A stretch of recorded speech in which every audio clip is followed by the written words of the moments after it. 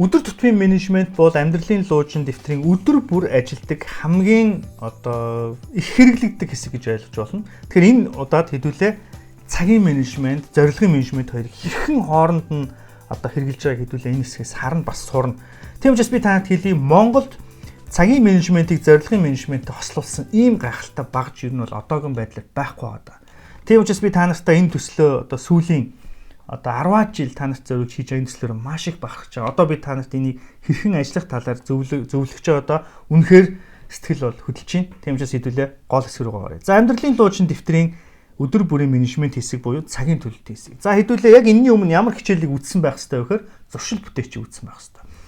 Та зуршил бүтээгчийг үзээгүй яг одоо энэ видеог зогсоогоод шууд хичээлийг үзэх ёстой. За зуршил бүтээгчдэр хэдүүлээ тайм блок буюу өөрийнхөө амьдралд хийх ёстой чухал дадал зуршлуудын цагийг төлөвлөсөн байгаа. За одоо яг өдөр тутмын хэсэг рүү орж ирэхдээ хэдүүлээ зуршил бүтээгч яг энэ ажилтаа нээсэн байх хэрэгтэй. Ингээд энэ дээрээ цагаа бичсэн байх хэрэгтэй. За энэ чэнэс миний босох цаг орлоо, миний фитнесийн цаг орлоо, миний оройны цаг орлоо, миний өдрийн ажлын цаг бүгд орцсон. За энэ бол миний 9 сараас магадгүй эрэхтэй 5 дугаар 6 дугаар сар хүртэл миний амьдралд өдөр бүр давтагдах ёстой зүйл. Тэгтээ хэлж байгаа шүү дээ. Жил болгон өөрчлөгдөх ёстой шүү. Гэхдээ энэ жилийн хувьд өөрчлөгдөхгүй байв зүгээр.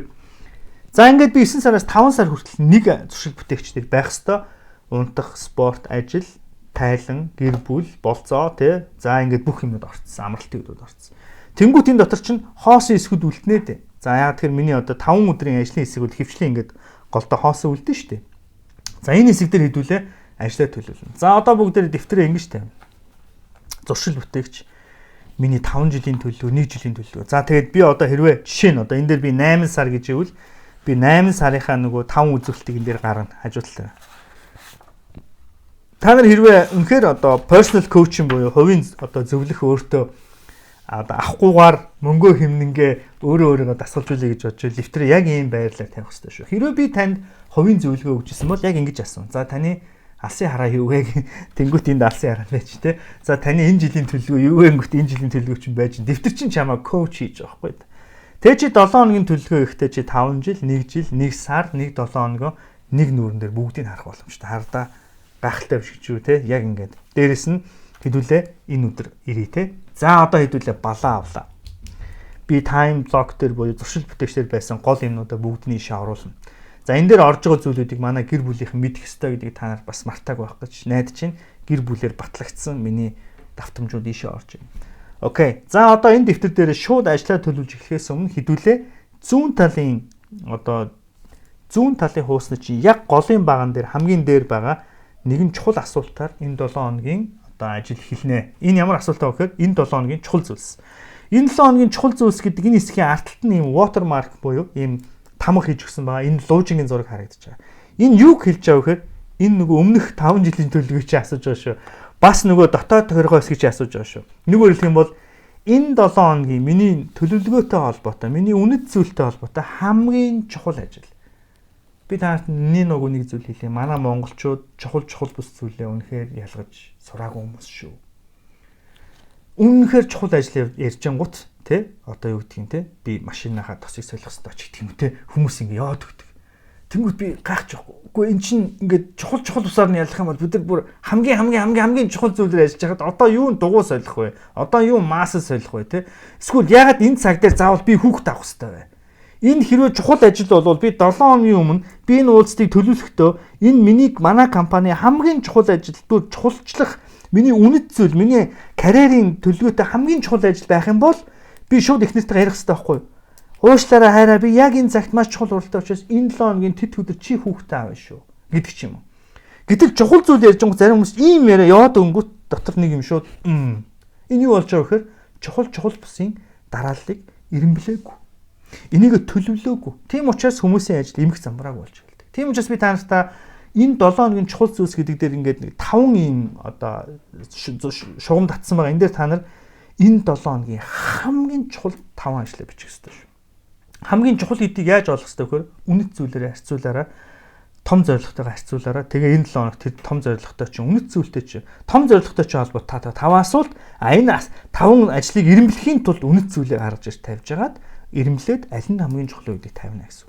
За ингээд 5 ажлаа энэ 7 хоногийн чухал зүйлс гэдэг бичсний дараа би та жижигхэн кейс ажиллах даалгавар өгч чинь тэрний үг гэвэл энэ 5 ажлаасаа 3 ажлыг төсөл хэлбэрүүл шилжүүлж бичнэ. Төсөл гэдэг нь ингээ амар нэг төслийн менежмент битгий бодорой. Төсөл гэдэг нь зүгээр нэг ажлын үйл явцыг л хэлж байгаа шүү. За жишээл энэ дээр одоо би коучтэйгээ уулзах гэдэг нэг юм ажил байх юм бол би баруун талын хуусны дээр 3 удаа төсөл явуулсан маа шүү. Энэ дээр би одоо юу гэдэг юм personal coaching гэж биччихлээ. Жишээл одоо би хувийн зөвлөгчтэйгээ уулзнаа гэх. Тэгэх юм бол би энэ одоо уулзалтаа энэ 5 асуултаар задлана гэсэн. Хизээ, хаана, юг Тэ нэг үгээр хэлэх юм бол би хаана уулзах уу? Би хэдэн цагт уулзах уу? Би ямар асуулт асуух уу гэдэг ч юм уу те. Нэг чухал ядаж 7 хоногийн 3 чухал ажил хийдүүлээ задлж төлөв сурах хэрэгтэй. Ингэж энэ чухал болно. Тэгэхгүй бол олон хүмүүс надаас ирээд төлбөртэй асуулт асуудаг, цаг авдаг, зөвлөгөө авдаг. Тэнгүүтээ асуултаа ингээ бодоогүй ирдэг. Тийм учраас нэг цаг ямар ч үр дүнгүй хийдүүлээ юм ярьж сууж байгаад явах хэрэгтэй болдог. Тийм учраас энэ дээрээ бичих хэрэгтэй. За хоёрдугаарт дараачийн уулзалт. За доор хаяж 3 ажлыг хэдүүлээ ингэж 4-5 одоо агуулгын хувьд задлж төлөвлөөд дараа нь цаг руу буулгах хэрэгтэй.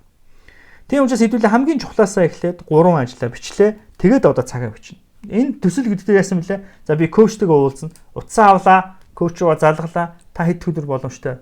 Good. За би цагаа бичсэн дараа л энэ дээр цагаа бичнэ гэсэн. Окей. За би энэ дээр цагаа төлөвлөнө. За ингээх мэтлэн хэдүүлээ ингээд нөгөө сул байгаа ажлын цагууд дээр гол ажлуудаа ингэж оруулж ирнэ. За дараагийн нэг чухал асуулт бол уулзах шаардлагатай хүмүүс гэдэг. Энийг бол би харилцаа холбооны менежмент хэсэг рүү энэ хэсгийг оруулж ирсэн. Гол шалтгаан нь юу гэвэл бид нар уулзах ёстой хүмүүсээ заримдаа мартдаг. Уулзах ёстой хүмүүс бүр байдаг. Жишээлбэл 7 хоногт заавал 1 удаа уулзах ёстой хүн байна. 3 өдөрт заавал доор хаяж 1 удаа уулзах хүн байна. Өдөр болгон заавал 1 удаа уулзаж зөвлөж чиглүүлэх ёстой хүн гэж байна. Тэр тэ магадгүй тэ сард 1 удаа уулзах хэрэгтэй хүн байна гэдэг. Тэгвэл магадгүй энэ 7 хоногт миний сард 1 удаа уулзах хэрэгтэй нөгөө том бизнес уулзалт маань болж ивэл би тэрийг энэ дээр заавал бичнэ. За дээрэс нь би энд нэг 5 хүний нэр бичсэн байлаа гэхэд би өнөөдөр хинтээ эхэлж уулзах уу гэдгийг бас эренбэл сурах хэрэгтэй. Окей. Надад 5 уулзалт байна. Энэ 5 уулзалтын хамгийн чухал нь аль вэ гэдгийг бас олох хэрэгтэй. Тийм учраас энэ дээр би нөгөө үр дүн ба зорилгын менежмент гэж яриад байгаа. Энэ чинь нэг талаараа цагийн менежмент, нөгөө талаараа зорилгын менежмент. Зорилго гэдэг чинь юу вэ? Луужин. Цаг гэдэг чинь юу вэ? Цаг. Окей. Цаг луужин хоёулаа бүтцийн жоохон төстэй юм шиг хэрнээ агуулгын хувьд өөр. Тийм учраас энэ дэвтрийг амьдралын луужин гэж нэрлсэн байна. Асуулт болгоны цаана зорилго. За 5 хүнтэй уулзна, аль нь хамгийн чухал вэ? 1 2 3 4 5. Энийг эренбэл чадвал та зорилгынхаа хувьд менеж хийж чадлаа гэсэн үг. Тэгээд чухал хүнтэйгээ цагаа чанартай гаргах. Окей. Дараагийн хүнтэйгээ чанартай цаг гаргах. Хэрвээ энэ хоёр хүнтэй те одоо чанартай цаг гаргаж чадаагүй бол 5 дахь хүнийг хойшлуулж болно гэсэн үг шүү. Тийм учраас 7 хоногийн чухал зүйлс гэж бичихтэй энэ дотор одоо багтахгүй угаасаа 5 юм дотор бүх ажил чинь багтахгүй. Тийм учраас та хамгийн чухал 5-ыг энэ дээр төлөвлөж сурах хэрэгтэй. Амжихгүй нүдэ зарим нь бас хүмүүст өгж хойшлуулж бас шилжүүлж болно гэсэн. За энэ хэсэг ингээд дээдлийн хэсэг тайлбарлаж дууслаа. Мэдээж хамгийн зүүн талын хэсгээр байгаа ишлэлийг та нар бас харж байгаа. Энийг бол 7 хоног болгон танд өгж байгаа одоо урам зоригийн үг гэж ойлгож байна. Зарим хүнд мотивац хэрэгтэй байдаг, зарим хүнд агуулгын юм чиглүүлэх хэрэгтэй байдаг. Тийм учраас би танад хэрвээ тэр 7 хоног танд өөрийнхөө өмнө ингээд өрөө болгоод тавьчих үг байхгүй бол энэ үгийг сонгож аваад өөртөө мотивац өгөөсэй гэж бодож байгаа шүү. Окей. Энэ үгийг бодороо, бясалгаараа өөрийгөө мотивацжуулаарай. За 7 хоног болгон танд нэг үг байна. За одоо энэ чинь 7 хоногийн өдрүүд байгаа. Даваагаас ням гараг хүртэл 7 өдөр байгаа. 7 өдрийн бүх ажлын цагийг нэвтвэхтэй цагийг бичсэн байна. Өглөө 5-аас орой 22 цаг хүртэл. Өглөө 5-аас 22 хүртэл гэдэг нь юу гэсэн үг вэ? 5-д босвол сайн шүү, 22-т унтвал дажгүй шүү гэсэн санаа шүү заяа. Тэгэхээр энийг та нар бодож үзээд аль болох эрт босоод бас эрт унтахыг хичээгээрэй. За тэгээд энэ дээр цагаа төлөвлөнө. За магадгүй хэдүүлээ 10 цагаас уулзах бол 10 цагийг дугуулад 11 хүртэл гэж дугуулна. Тэгээ харталт нь хүнийхээ нэрийг бичдэг ч маш хураангуй товчхон бичиж сурна. За хэрвээ та нар нэг өдрийг бичихгүйгээр өнгөрчих юм бол би танд нэг зөвлөгөө өгье. Маргааш нь зам гаруул эсвэл нөгөөдөр нь зам гаруул тэр бичээг хоосоо орхисон нүрийг заавал нөхөж бичээрэй. Яагаад гэвэл хэдүүлээ дараа нь дүгнэх гээд байгаа. Бидэрт дата хэрэгтэй. Бидэрт мэдээлэл хэрэгтэй. Би ямар юунд хичнээн цаг зарцуулсан бэ гэдгийг мэднэ. Тийм учраас аль болох олон хоног өнгөрөхгүйгээр төлөвлөөрөө төлөвлөж амжихгүй ядаж ухраахад бүглөөд яваад байгаа цагуудаа. Дараа нь хэдүүлээ дүгнэх гээд байгаа шүү. Окей. За ямар ч хэсэг хэдүүлээ болж өгвөл уулзалт ажлуудаа энэ дээрээ Нөө балаа солихоо битгий мартаараа тий. Улаан цэнхэр ногоон байвал зүгээр шүү. За 3 өнгийн бал байвал. За ингээд ажлуудаа өнгөнгөөр нь ялгаад бичиж болно. За 5 цагийн дээр нэг жижигхэн смайл тэмдэгтэй хэсэг байна. Та нар зураг хэсгээс та нар харж болно. Дэвтрийн чинь 5 цагийн дээдлэл смайл тэмдэгтэй нэг тод зураас байна. За энэ ямар учиртай зураас вэ гэхээр энэ маш чухал зураас. Энэ дээр бид нар юу хийх ёстой вэ гэхээр магадгүй энэ 7 хоногийн чинь таны урам зориг те жижиглээд энийг 7 хуваагаад өдөрт надад одоо миний лоодсон өрөө болж явах хэвээр нэг чухал үг байна. Жишээлбэл би зоригтой байна. Эсвэл жишээлбэл би өнөөдөр би уурлахгүй ч гэдэг юм те. Ийм бас сэтгэлзэн одоо зорилгыг бас танд өөртөө тавиасаа гэдэг үүднээс энэ жижигхэн смайлсыг оруулж гисэн байгаа. Энэ дээр та нар өдрийн болгоныхоо урайг хүчээрэй. За одоо өдөр тутмын менежмент хэсгийн хамгийн чухал 4 одоо товчлоор хамгийн доор үлдэж чинь бөөрөнхийн улаанаар одоо цэнхрээр ч юм уу тэмдэглэсэн байгаа энэ 4 чухал асуулт байна. Хамгийн доод хэсэгт байна. За энэ хэсгийг хэдүүлээ өдөр болгох хэрэгтэй. За энэ бол сэтгэл засал, сэтгэл зүйн дасгал ажил гэж ойлгож байна. Өнөөдөр бидний өдөр тутмын амьдралд тулгарч байгаа асуудлуудын 70% сэтгэл зүйн асуудлууд байдаг гэж үздэг. Тийм учраас би танд яг энэ дэвтрийн одоо сэтгэл зүйчийн хэсэг нь энэ өнөөдөр бүрийн дүгнэлт буюу доотлын 4 асуулт. За энэ 4 асуултыг хэдүүлээ ирэмблээ. Миний амжилтууд 1. Бусдыг хөгжүүлэхэд орсон 20 нэмэр 2. 3 дугаар талархал 4 дугаар би юу сурсан бэ? Яг ийм дараалалаар явж шээ. За ер нь бол ихэнх хүмүүс яад вөхөр шууд одоо хаанаас эхэлдэг вэ? Ер нь нөрөөс эхэлчих гээд байдаг. Тэгээ 4 нь одоо би юу сурсан бэ гэдг нь юу гэсэн үг вэ гэвэл чи англиар сурсан уу гэж асууж байгаа. Нэг талаараа нөгөө талаараа бас юу гэж байгаа вэхээр чи алдаан дээрээс юу сурваа гэсэн үг. За хамгийн гол point нь шүү. За чи алдсан. Гэхдээ алдаан дээрээс юу ойлгож авсан бэ гэдэг. Тэгэхээр алдаан дээрээс эхлэхгүй. Хэдүүлээ амжилтаас эхэлнэ. За энэ бол миний танд өгж байгаа даалгавар шүү. Окей. Олон хүмүүс сэтгэлээр унагдаа шууд алдаан дээрээ одоо дүгнэлт эхэлдэг. Яа би өнөөдөр яагаад ингэж вэ гэдэг те. Ер нь сэтгэл зүй юм байдаг. Гэхдээ хэдүүлээ эсрэгээр нь яваа шүү. Окей. Миний амжилтаас эхэлнэ. Заримдаа та нар амжилт гэхээр зөвхөн алтан медаль боддог. Бити ингэж хүнд бодороо. Мэдээж алтан медаль авсан бол бас бичээрэй. Гэвч өдөр болгон бид нар медаль авдаг. Өдөр болгон бид нар хүмүүсээр магтаал авдаг. Хэрвээ маш энгийн, маш даруухан, ямар ч амжилтгүй юм шиг өдөр байвал та нар энэ дээр юу бичих хэвтэй гэж магадгүй нэг хүн зам тавьж өгч чадлаа. Эсвэл шүдэ угаалаа. Тийм ээ.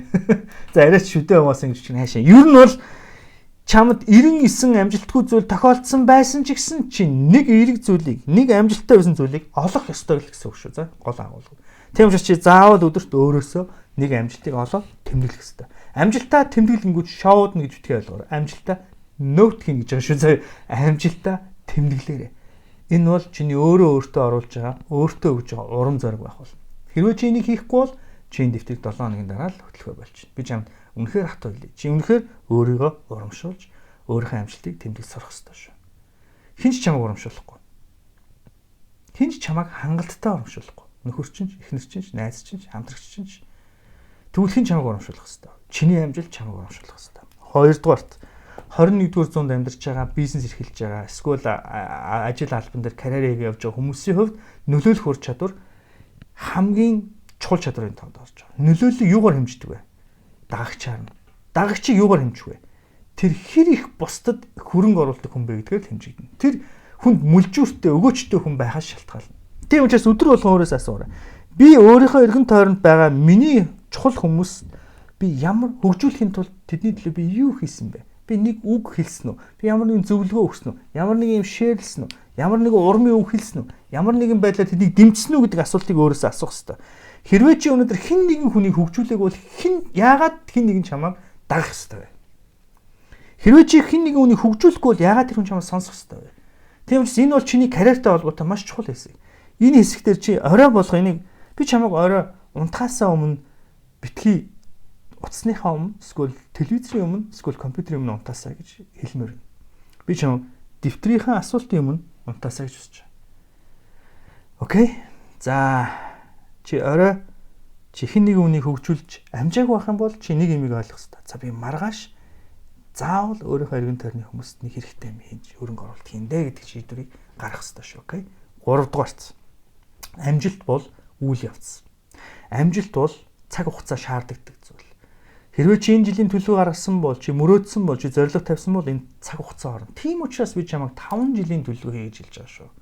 5 жил гэдэг бол нийт төслийн бодиттой үр шимийг хүртэх хангалттай мэргэжлийн хугацаа. Мэргэжлийн гэдгийг зөв ойлгоорой. Мэргэжлийн төвшний үр дүнд хүрэх хангалттай хугацаа. Энэ 4-5 жилийн аялал дунд маш олон сэтгэл готрол, маш олон урам хугарлууд, маш олон өдрийн амжилтгүй юм шиг өдрүүд байгаа. Энэ өдрүүд нь амжилттай өдрүүдээс дэндүү олон. Тийм учраас та нар байгаа зүйлдээ талархаж сурах нь энэ үйл явц дотор чамайг бууж өгөхгүй байхад туслана. Окей? Чи байгаа зүйлдээ талархаж өнөөдөр байгаа хоолоо гоё идэж, өнөөдөр байгаа гэртээ цэвэрхэн амьдарч, өнөөдөр унж байгаа машин, өнөөдөр өмсөж байгаа хувцас, өнөөдөр хийж байгаа ажилдаа сэтгэл хангалуун байхыг сурах хэрэгтэй. Энийг сурахын тулд яах хэрэгтэй вэ? Яах хэрэгтэй гэвэл талархлыг хүчээр хийж сурах хэрэгтэй. Энэ бол даалгавар шүү. Энэ бол хэрвээ би Ахмад байсан бол би зэрэгтэй тушааж байгаа шүү. Би коуч хүний зүйлс таанд хэлж байна. Талархлыг хийж сур. Энэ бол мэдрэмж биш. Энэ бол хийх ёстой ажил. Хийсний дараа сэтгэл зүй өөрөө шууд химийн уруулаа өөрчлөж эхэлдэг. Нэрээ тийм би энэс дор байж болох байсан шүү дээ. Нэрээ тийм. Би байгаа зүйлээрээ ийм хөөрхөн гоё хоол хийж болох юм шүү дээ. Нэрээ тийм би чинь алхачвал бас эрүүл мэнд хэрэгтэй юм байна гэдэг ч юм уу. Энэ талархлыг бүр бичиж сурах хэрэгтэй. Энэ бол даалгавар. Энэ бол сэтгэл зүйн даалгавар. Энэ үйл явц дотор биднээс төсвөр төвчээр хэрэгтэй. Дөрөвдүгээрц.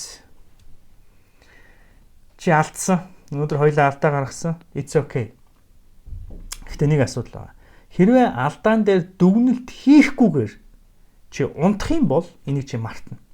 Хэрвээ чи мартах юм бол хэсэг хугацааны дараа чи энэ баасан дээр дахиад алтрах аюултай. Уучлаарай ингэж ийм үг сонгож хэлсэн. Гэхдээ би таныг мартуулахын тулд хэлж байгаа. Бид нар бананы хасан дээр гიშгэд альтердаг штэ. Яг үүнтэй адилхан. Хэрвээ чи алдаан дээр дүгнэлт хийхгүй хадгалах юм бол хэсэг хугацааны дараа чи яг адилхан кейс дээр алдах магадлал өндөр байдаг.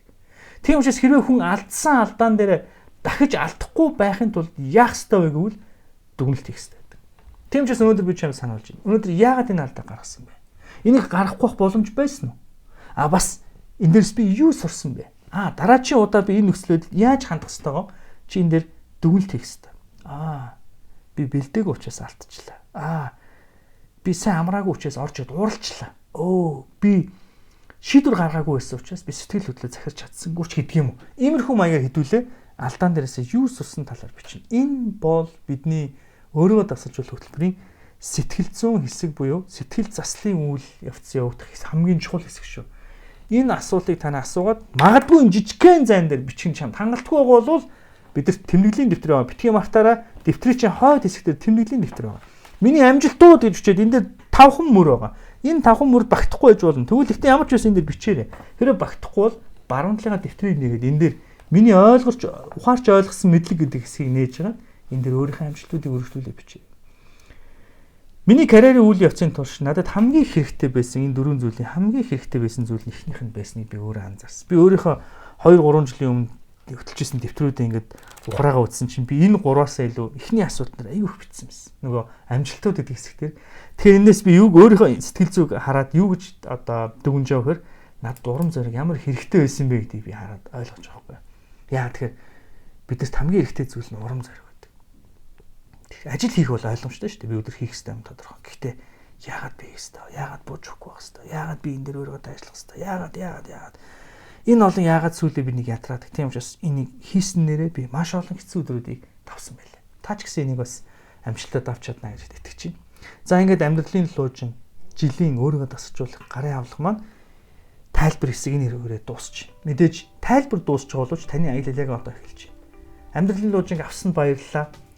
Биднээс асуух зүйлүүд гарах юм бол манай вебсайт, манай пэйж хуудсан дээр бидэртэй холбогдоорой. Шууд асуусан бол шаардлагатай гэж үзвэл бас бидэнтэй шууд уцаар холбогдоорой. Амьдралын луужиг авсан баярлалаа. Таны энэ жилийн ажил, амьдрал, хүсэл мөрөөдөл чинь өндөр амжилт хүсье.